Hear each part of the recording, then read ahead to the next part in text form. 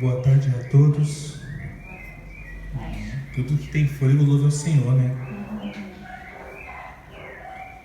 Eu estava hoje pensando algumas coisas, lendo algumas coisas, e uma coisa que tem sido muito notório nas redes sociais, na sociedade, é a facilidade de como os relacionamentos hoje, os casamentos em especial, eles têm se desconectado, eles têm simplesmente acabado, eles simplesmente, devido a uma série de coisas, talvez traição, talvez incompatibilidade de gêneros, que é muito utilizado hoje, as pessoas simplesmente terminam relacionamentos. Elas não conseguem, de repente, caminhar mais uma milha, mais uma jornada, ou perdoar, enfim. E cada vez mais os relacionamentos entre homem e mulher estão se deteriorando e perdendo a sua força dentro de uma sociedade. Que o Senhor tenha misericórdia de nós. Abram suas Bíblias em Gênesis capítulo 30. Estamos dando continuidade à série No Princípio, uma exposição do livro de Gênesis. Gênesis capítulo 30, vamos ler dos versos 1 a 43. Diz assim a palavra do Senhor. Quando Raquel viu que não dava filhos a Jacó, teve ciúmes de sua irmã e disse a Jacó: dê-me filhos, do contrário morrerei. Então Jacó ficou irado com Raquel e disse: será que estou em lugar de Deus que a impediu de ter filhos? Então Raquel disse: eis aqui Bila, minha serva, tenha relações com ela, para que dê à luz e eu traga filhos ao meu colo por meio dela. Assim Raquel lhe deu Bila, sua serva, por mulher, e Jacó teve relações com ela. Bila ficou grávida e deu à luz um filho a Jacó.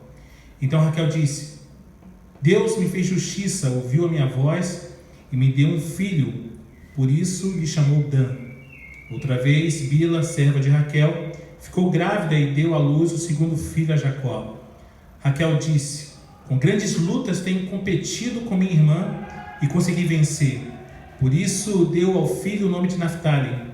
Quando Lia viu que ela mesma tinha cessado de ter filhos, tomou a sua serva Zilpa e a deu a Jacó por mulher. Zilpa, serva de Lia, deu a Jacó um filho. Lia disse: afortunada, e deu ao filho o nome de Gade.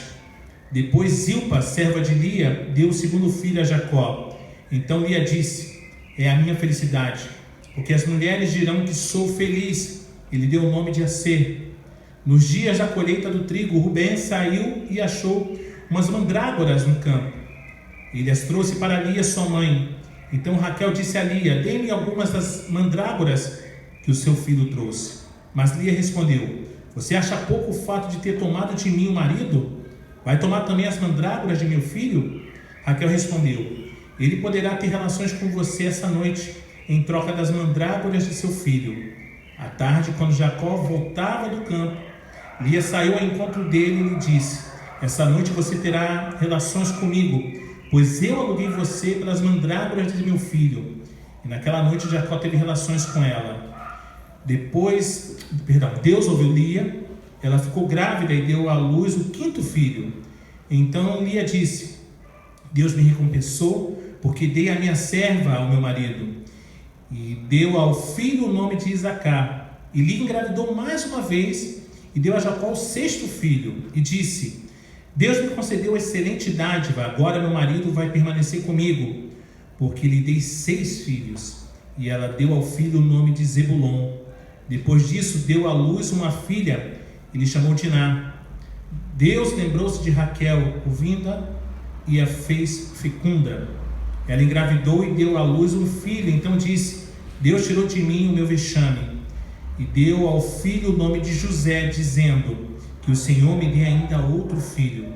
Depois que Raquel deu à luz José, Jacó disse a Labão: deixe-me voltar ao meu lugar e à minha terra. Dê-me os meus filhos e as mulheres pelas quais trabalhei para o Senhor e partirei. O Senhor sabe muito bem quanto e de que maneira servir. Labão lhe respondeu: se puder me fazer esse favor, peço que fique comigo. Descobri por meio de adivinhações que o Senhor Deus me abençoou por causa de você. E Labão continuou: fixe o seu salário que eu pagarei. Então Jacó disse: o Senhor sabe como tenho trabalhado e como cuidei do seu gado, porque o pouco que o Senhor tinha antes de eu chegar foi aumentado grandemente, e o Senhor Deus o abençoou com o meu trabalho.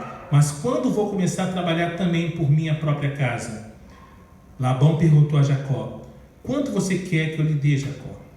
Jacó respondeu: não precisa me dar nada, voltarei a apacentar e a guardar o seu rebanho, se o Senhor concordar com isso. Passarei hoje por todo o seu rebanho, separando para mim todas as ovelhas salpicadas e malhadas, todos os cordeiros negros e todas as cabras malhadas e salpicadas. Isso será o meu salário.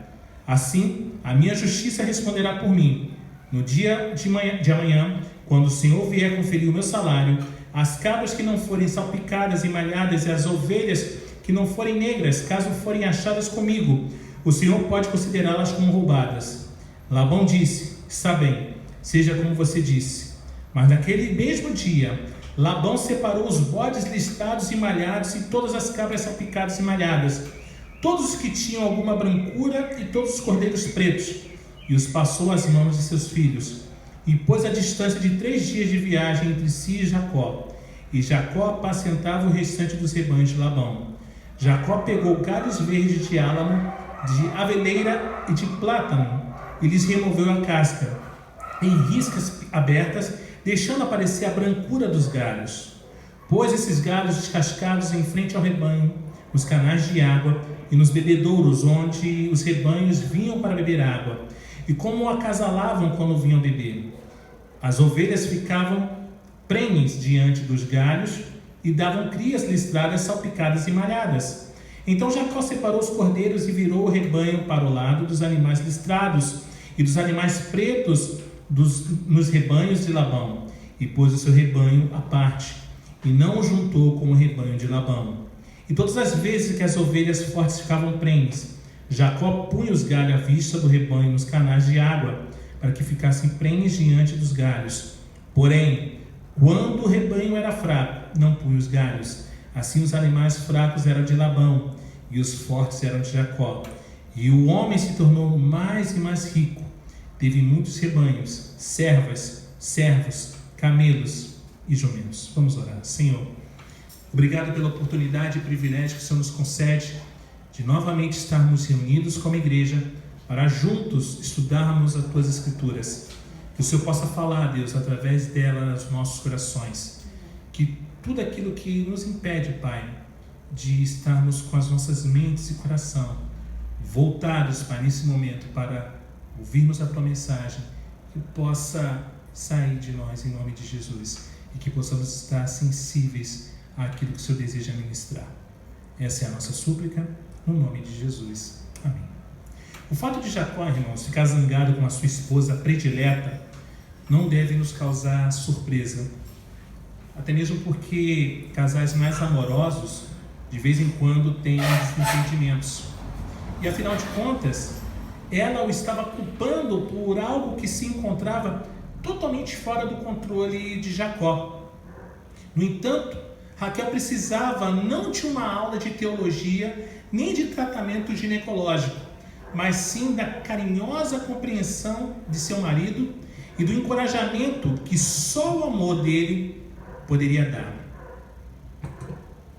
É engraçado lermos isso porque hoje os maridos acham que apenas dando dinheiro ou coisas para suas esposas já estão dando atenção e carinho. E não é isso. Não é isso. Ao oferecer a sua serva Bila para ser mãe em seu lugar, conforme lemos no verso 16, Raquel estava exercendo o seu direito de acordo com a lei daquela terra e concordando que Bila deveria se tornar a esposa de Jacó. A oração, e eu traga filhos ao meu colo por meio dela, conforme o verso 3, se refere à adoção legal de quaisquer filhos que Jacó tivesse com Bila. O Senhor respondeu às orações de Raquel, conforme o verso 6, pois Bila concebeu e deu à luz um filho, o qual Raquel tomou para si como o seu próprio bebê e o chamou de Dan, que vem de uma palavra hebraica que significa vindicação, julgamento. Ela chamou o segundo filho de Bila de Naftali, ou seja, minha luta, por causa das dificuldades que havia suportado em decorrência das bênçãos desfrutadas pela irmã mais fértil. E depois do nascimento de Naftali, Bila não concebeu mais. A esterilidade temporária de Lia, serviu de motivação para que desse a Jacó a quarta esposa, sua serva Zilpa, e como Raquel tomasse para si os filhos de Zilpa como sendo seus próprios. Ela deu ao primeiro menino o nome de Gade, a sorte veio, afortunada, e ao segundo a ser abençoada, feliz. E finalmente Raquel concebeu e deu à luz um filho, que chamou de José.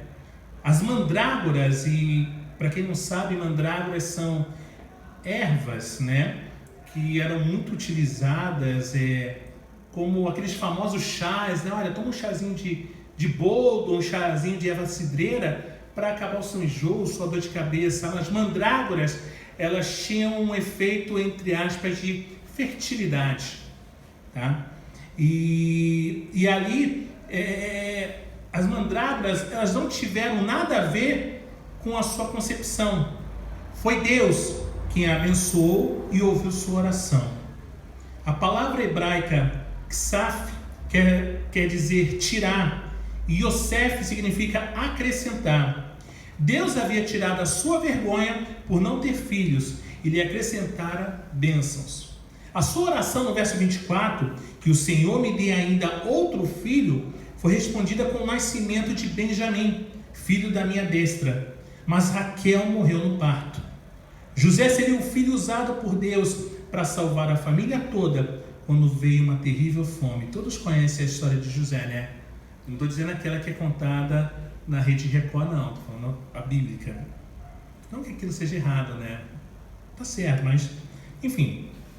Havia chegado a hora de Jacó mudar sua grande família para a terra de sua possessão, onde viveram por conta própria. A essa altura eram 11 filhos e uma filha, e havia feito mais do que necessário para cumprir sua parte no acordo. Ele merecia o direito à sua liberdade. Era hora de parar de trabalhar para Labão e de começar a construir sua própria segurança para o futuro. No entanto, o ardiloso e perspicaz Labão não estava nem um pouco disposto a perder o genro, especialmente quando sabia que a presença de Jacó havia lhe trazido as bênçãos de Deus, conforme os versos 27 ao 30. Mas Labão não estava interessado no Senhor, ele estava interessado no quê? Nas bênçãos que recebia por causa da figura de Jacó. E sem dúvida, Labão sabia das promessas que Deus havia feito a Abraão e aos seus descendentes, como lemos lá atrás em Gênesis 12, e queria tirar o máximo de proveito delas. Dessa vez, porém, Jacó estava preparado para o sogro, pois o Senhor lhe falou em um sonho, dizendo exatamente o que ele deveria fazer. Tudo o que Jacó queria como pagamento era o privilégio de formar seu próprio rebanho de ovelhas, bodes, cabras, a partir dos animais listrados, malhados e salpicados, que de qualquer modo eram considerados inferiores.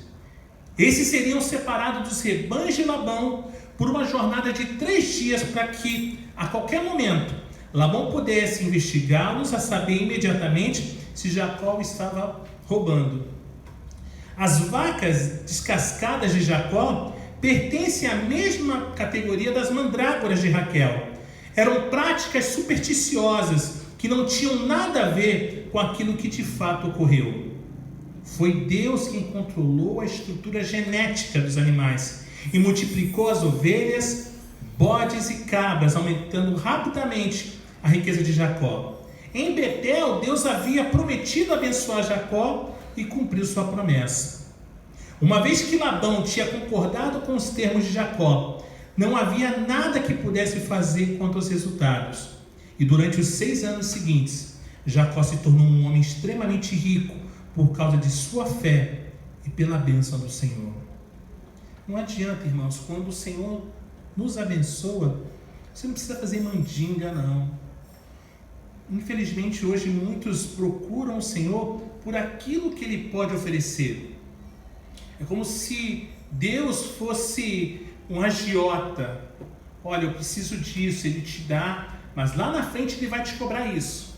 E se você não pagar, é um problema. Nós precisamos entender que o Pai tem cuidado de cada um de nós. Que o Pai deseja a cada momento se revelar a nós. Então ele estava pronto para declarar a independência, voltar para a sua própria terra e seu povo e cumprir os propósitos que Deus tinha para ele. Quando havia chegado a Padã Arã 20 anos antes, tudo o que tinha era o seu cajado. No entanto, havia trabalhado com afinco, sofrido muito e confiado em Deus. Tinha constituído uma grande família e era dono de enormes rebanhos de ovelhas, bodes e cabras saudáveis, bem como de camelos, jumentos e servos, para cuidar de todos os animais. Jacó havia passado 20 anos longe da casa e era chegada a hora de voltar às suas raízes. Isaac, seu pai, e Esaú, seu irmão, ainda estavam vivos e Jacó tinha alguns negócios pendentes a resolver com os dois. E de que modo o Senhor comunicou a Jacó que era a hora de partir? Da mesma maneira, irmãos, como orienta seu povo nos dias de hoje, lhe falando ao coração, usando as circunstâncias externas da vida e a verdade de sua palavra. Nada muito diferente do que nós praticamos hoje, né? Nós ouvimos aquilo que o Pai está falando, algumas circunstâncias das nossas vidas acontecem, nos levando a um lugar e vamos conferir na sua palavra. Ou talvez não, talvez nós optamos por confiar nas nossas estratégias, que são mais confiáveis. Não, eu vou fazer isso e vai dar tudo certo. É pensamento positivo, é confiança e muito trabalho. Em nenhum momento eu coloco a minha confiança no Senhor, eu coloco a confiança em mim. Eu confio naquilo que eu posso produzir. 6 anos antes, porém, Deus havia colocado no coração de Jacó o desejo de voltar à sua terra, conforme o verso 25. E esse desejo ainda estava lá. Apesar de nem todo o anseio do coração humano ser necessariamente a voz de Deus, vale lembrar isso, e de ser preciso usar cautelosamente de discernimento, o Senhor com frequência começa a nos falar dessa maneira. Juntamente com o desejo dentro de nós, Deus também nos dirige, como fez com Jacó, por meio das circunstâncias.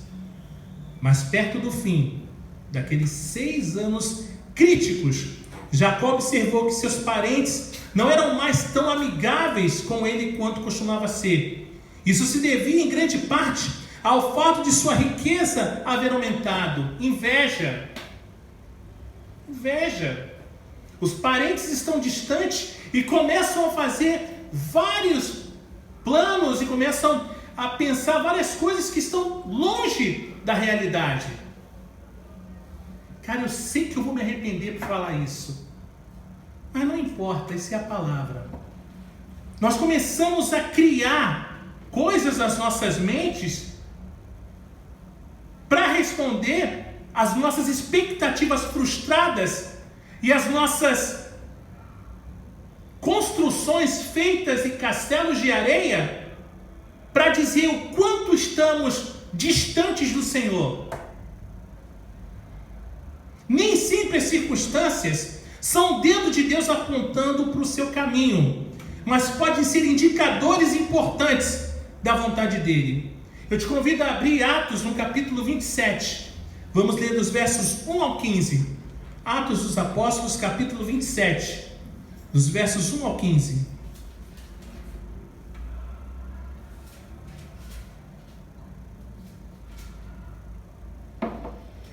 Todos abriram, amém? Diz assim: quando foi decidido que devíamos navegar para a Itália, entregaram Paulo e alguns outros presos a um centurião chamado Júlio, do batalhão imperial. Embarcando no navio de Adramítio, que estava de partida para costear a província da Ásia, fizemos-nos ao mar, indo conosco Aristarco, o macedônio da Tessalônica. No dia seguinte, chegamos a Sidom. Júlio, tratando Paulo com humanidade, permitiu que ele fosse ver os amigos e obter assistência. Partindo dali, navegamos ao abrigo da ilha de Chipre, porque os ventos eram contrários. E tendo atravessado o mar ao longo da Sicília e da Pafília, chegamos a Mirra, na Lícia. Nesse porto, o centurião encontrou um navio de Alexandria, que estava de partida para a Itália, e nos fez embarcar nele. Navegando vagarosamente muitos dias, foi com dificuldade que chegamos às imediações de Cnido. Não nos sendo permitido prosseguir por causa do vento contrário, navegamos ao abrigo de Creta, na altura de Salmona. Costeando a ilha com dificuldade, chegamos a um lugar chamado Bons Portos, perto do qual estava a cidade de Laséia. Depois de muito tempo, tendo se tornado a navegação perigosa e já passado o tempo do dia do jejum, Paulo os aconselhou dizendo: Senhores, vejo que a viagem vai ser trabalhosa, com dano e muito prejuízo, não só da carga e do navio, mas também da nossa vida. Porém, o centurião dava mais crédito ao piloto e ao mestre do navio do que ao que Paulo dizia. Não sendo porto próprio para invernar, a maioria deles era de opinião que deviam partir dali, para ver se podiam chegar a Fenícia e aí passar o inverno, visto ser um porto de Creta, que olha para o noroeste e para o sudeste. Soprando brandamente o vento sul, e pensando eles ter alcançado o que desejavam, levantaram âncora e foram costeando mais de perto a ilha de Creta. Entretanto, não muito depois, desencadeou-se do lado da ilha um tufão de vento chamado Euraquilão. O navio foi arrastado com violência e, sem poder resistir ao vento, cessamos a manobra e nos fomos deixados levar. Quando Deus quer nos levar a outro lugar, irmãos, por vezes Ele tira o conforto e desperta a sonhada. É o que fala Deuteronômio 32.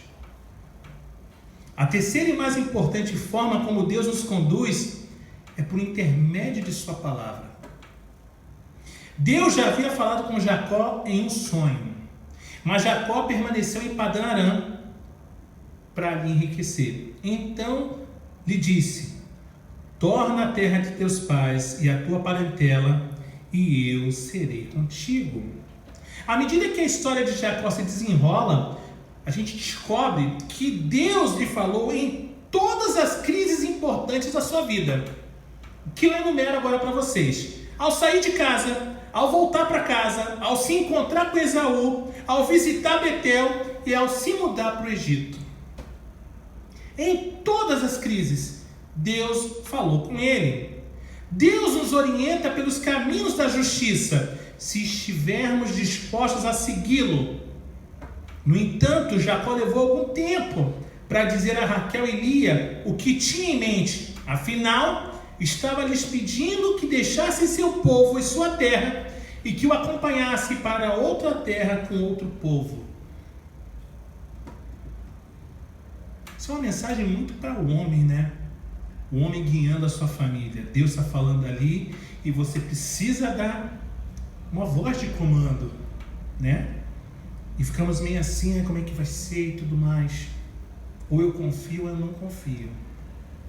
Apesar de a palavra de Deus ser nossa principal fonte de sabedoria, ao tomarmos decisões, ou pelo menos deveria ser, não é verdade? É apropriado consultar e buscar o conselho de outras pessoas, especialmente aquelas que estão próximas ao Senhor. Não buscar conselho com qualquer pessoa. Existe isso. Uma pessoa que não conhece o Senhor, vou pedir conselho sobre como educar meu filho, como eu devo ir no casamento. Como assim? O que essa pessoa tem a oferecer? Mas é meu amigo, é minha amiga. O problema é seu. Nós devemos buscar pessoas que ouvem ao Senhor também, que estão na mesma sintonia. E tanto Raquel como Lia concordaram que seu pai não havia sido justo com Jacó, tão pouco amoroso para com elas, e que era a hora de começar de novo.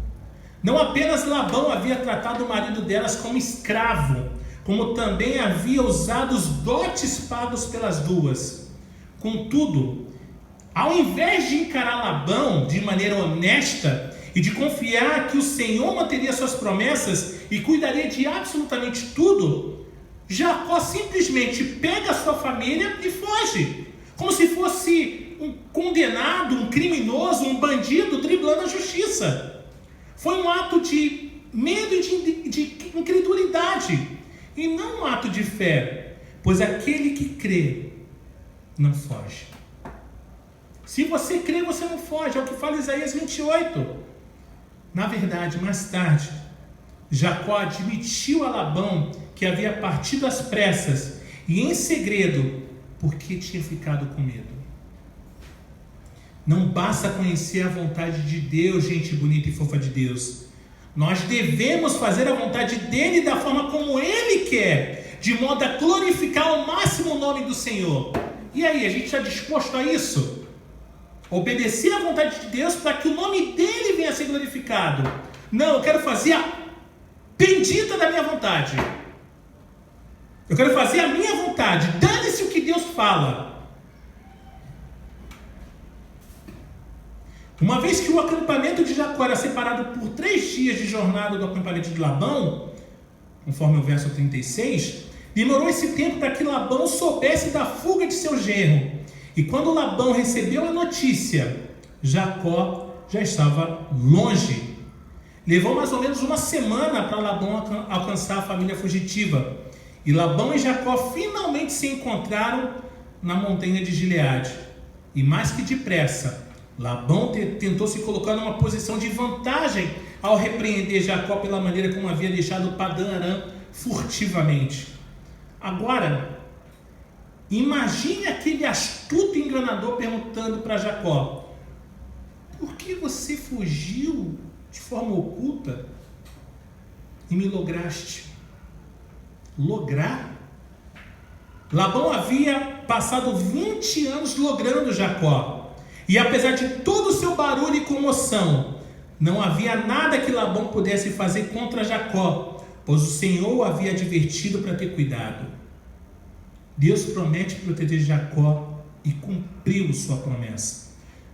No entanto, o que havia deixado Labão mais furioso era o fato de alguém ter roubado seus ídolos do lar, e estava certo de que havia sido alguém da família de Jacó. Labão tinha razão. Raquel havia roubado os ídolos, mas Jacó não sabia. O fato de Labão ter ficado tão perturbado mostrava que depositava sua fé em ídolos, não no verdadeiro Deus a quem Jacó servia. Eu tenho falado muito sobre ídolos. Eu não, palavra, né?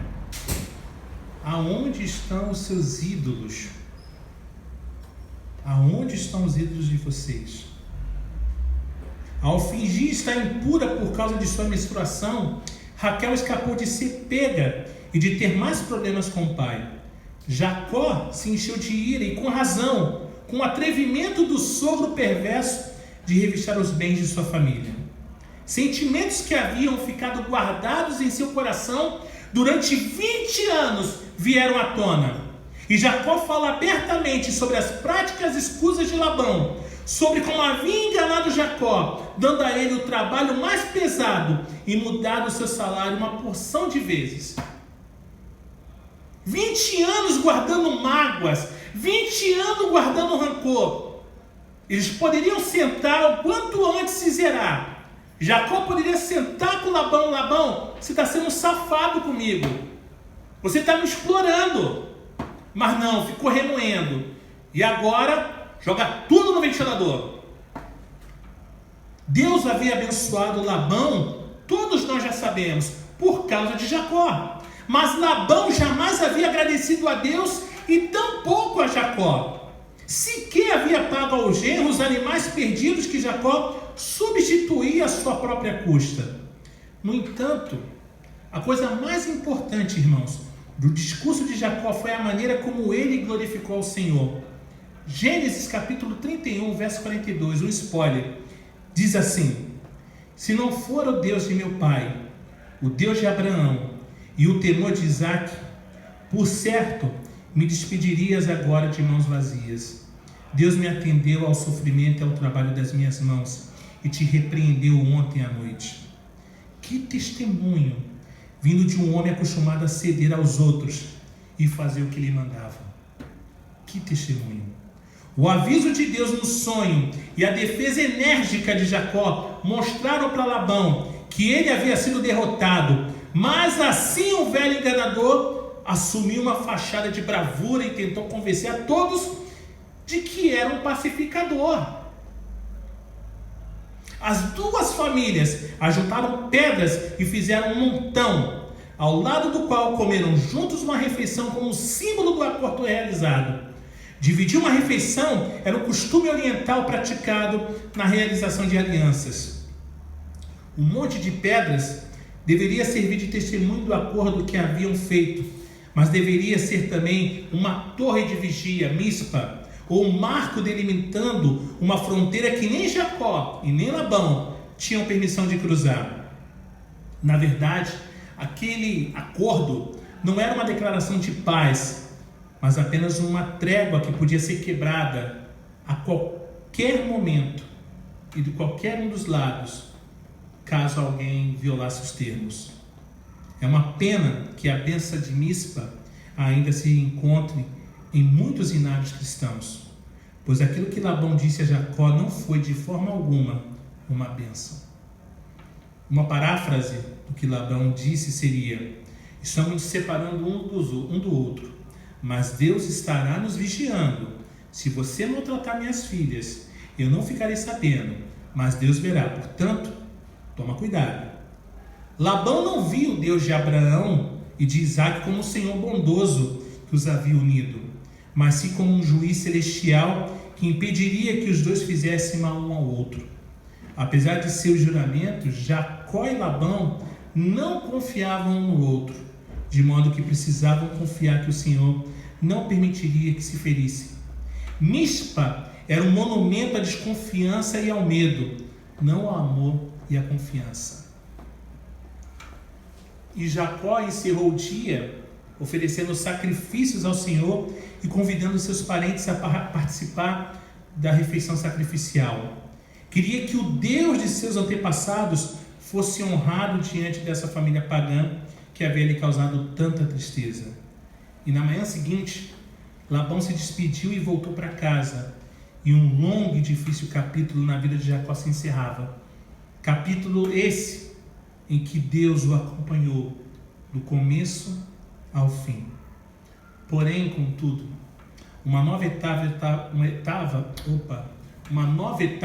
estava prestes a começar a iniciar, e nela seu irmão Esaú teria um papel proeminente. A vida não é fácil, mas se nos sujeitarmos às disciplinas de Deus e se deixarmos que Ele nos conduza em nossas decisões, irmãos, podemos suportar as dificuldades de modo triunfante e desenvolvermos o tipo de caráter que glorifica a Deus. Podemos realizar conquistas ao nos apropriarmos de promessa, como por exemplo, de 1 Pedro capítulo 5, verso 10, que diz: ora, o Deus de toda a graça, que em Cristo vos chamou à sua eterna glória, depois de terdes sofrido por um pouco, Ele mesmo vos há de aperfeiçoar, firmar, fortificar e fundamentar. O Deus de Jacó, irmãos, nunca falha. Que Deus nos bendiga. Amém?